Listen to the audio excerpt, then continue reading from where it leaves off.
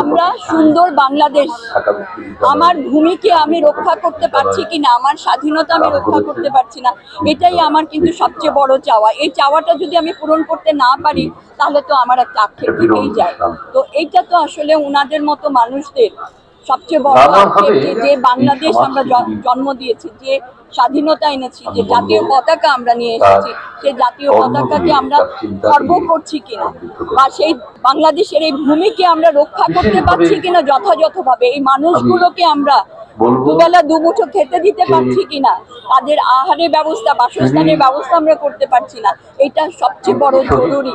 এইটার দিকে আমাদের খেয়াল রাখাটাই সবচেয়ে বড় জরুরি। তো এই দায়িত্বগুলো যদি আমরা পালন করতে পারি, ওনাদের আক্ষেপটা কিছুটা হলেও কমে যাবে, স্বাভাবিক।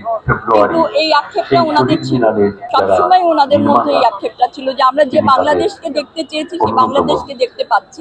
বাংলাদেশের যত রকমের আন্দোলন সংগ্রাম রয়েছে, প্রত্যেকটা সংগ্রামে উনি বলিষ্ঠ ভূমিকা রেখেছেন, এটা তো আপনারা সবাই খুব ভালো করে জানেন এবং ওনার জীবনে পড়লে আরো ভালো করে জানবেন।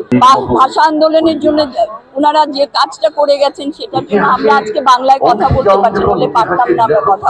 তার ঐতিহাসিক অবদানকে আমরা স্বীকৃতি দেই, এই জাতি স্বীকৃতি দেয়, এবং তার কর্মের মধ্যে দিয়ে তিনি জীবিত থাকবেন। আমাদের কোনো প্রাণিত কর্মে সারা জাতি। আমি তার আত্মার মাগফিরাত কামনা করি এবং তার শোক সন্তপ্ত পরিবারের সমবেদনা।